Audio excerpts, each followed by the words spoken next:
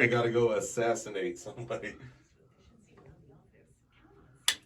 Oh, way too much. Did you even try? No, that was horrible. The camera was on. You got me nervous, dude.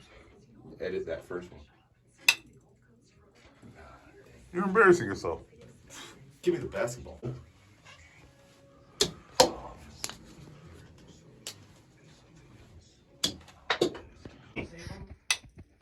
Oh! That's it now, man. All right, man. Cheating like the you committed yourself to the game. You're obsessed with being successful. That was actually part of my speech yesterday to the kids. You're so obsessed that you can look at somebody and know their tells already. That's playing ball. That's being a professional. That's Hitting a garbage can? I don't know about that. Fastball. Hey, last time I checked, they did that in Blue Man Group. Right. See, if you did that against us, You're just not gonna let it go because but if you did that against us, like what Houston did, and the Red Sox were, claimed of doing, that whoever did it, they would not last. They would be getting smoked every time they come up. Still to today. Yes. Now, Deservedly like I said, so. Yeah, Deservedly so. Yeah, I mean, like I said, some people say if you ain't cheating, you ain't trying. Which I'm not down for that philosophy. I believe the more information you can get, you have an advantage, and that's what we did. These guys hitting, and they had the videos in the dugouts and stuff. So I mean, come on, man. That was a bad mark on baseball. Right People get mad at you. They say, like back to that phrase you're saying, if you ain't cheating, you ain't trying. But in all reality, like you said, if you're knowledgeable on it and you got that knowledge, people don't understand how you're doing it. But how'd you do it? You applied yourself and obsessed yourself with being great. And because they can't do it, because they're not applying or putting the effort forward, they feel you're cheating. Yeah. They're using You see technology. what I'm saying? I mean, we had codes. We had codes. Like if you had a man on second base, guy run on second base and he's looking into the signs. Fastball, he probably put his left hand up. Let you know. Right hand, breaking ball. You know what I mean? But now if you're a pitcher and you recognize what they're doing, I turn around and throw the ball and hit you in your back 3 or 4 times in a row for telling this dude what I'm throwing. You know what I mean? And those days are gone. You know what I mean? Because now you get warnings. If I'm a pitcher and I'm protecting one of my players, like I said, Kirby Puckett, he up there hitting, somebody throw something at him, I'm gonna hit their best player. Yes. You know what I mean? But now you get a warning because somebody complained. Now I can't defend my player now.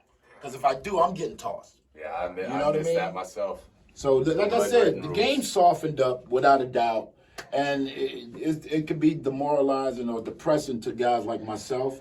But I mean, it's protection because you got guys throwing really hard, man, and those helmets really won't protect, from doing some serious damage. Because I sculled a couple of guys, and I shattered a couple of those helmets. I got a question for you. I'm not sure if it was in the same time frame as you, but were you in the same bullpen as Roger Clemens?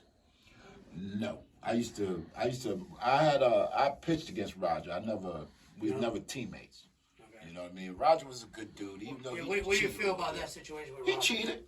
Yeah. He cheated. I mean, come on, B12. Come on, man. We know that's juice. Reggie Jackson. Ooh. You know what I mean? I got him on the tail end, of his career. But I remember the first time I met him. Hey Willie Banks, how you doing? If you ever face me, I'll hit you. I'll hit you into next week. I mean, he said some profanity which I can't use. And then, that, like I said, when you're a competitor, man, and you got people talking smack, you want that smoke. And I told him, I said, man, when I face you, I'm gonna embarrass you. 3 pitches, no joke, straight heat. And I looked at him, I said, next time you come up, you're gonna get some more of that. For talking that stuff. But like I said, that's the way it is, man. You're a competitor, you ain't gonna be all quiet and stuff. We talk smack. We talked a lot of trash back in those days. A lot. Yeah. And I remember one time I faced who was it? Left-handed hitter, Don Manley.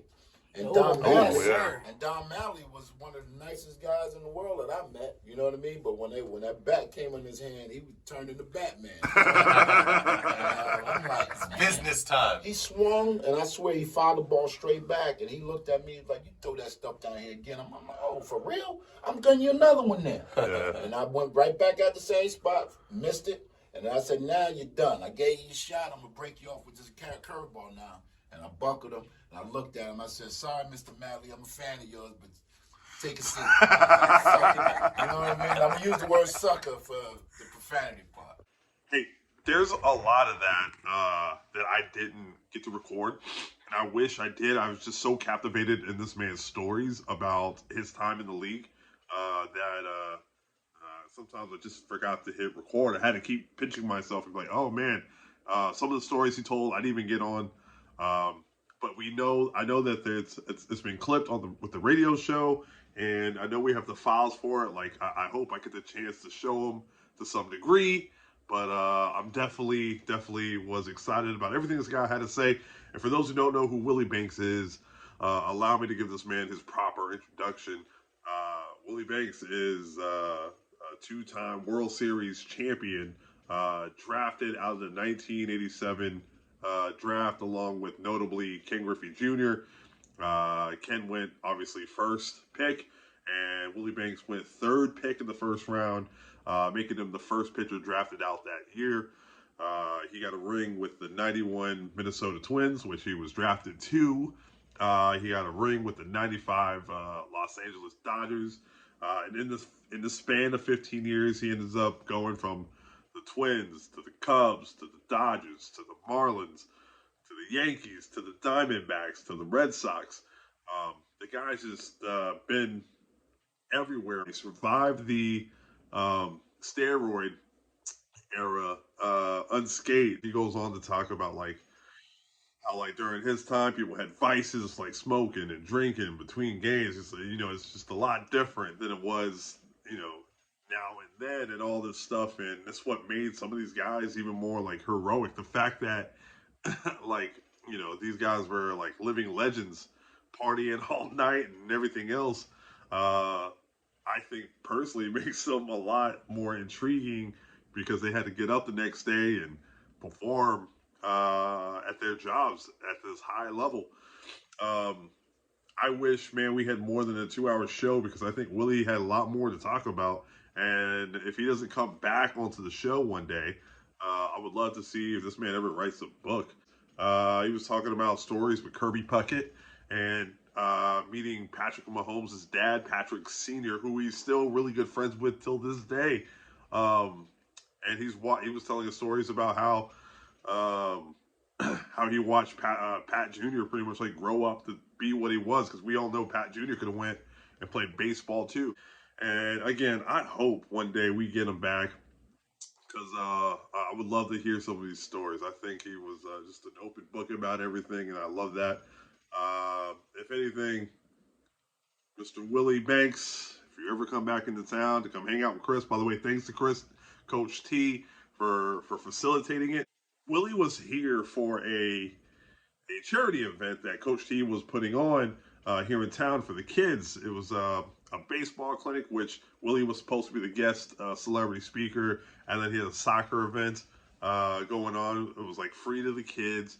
Anybody could have came and get some mentorship and maybe learned a thing or two through the program. And it's something that Coach is very passionate with, and for that, we love you for it. And I hope you continue to keep doing those things. And maybe one day we all can get together, even though I know Jimmy and Carl don't really play golf. We can all get together and maybe have a round of golf, maybe a lot of fun.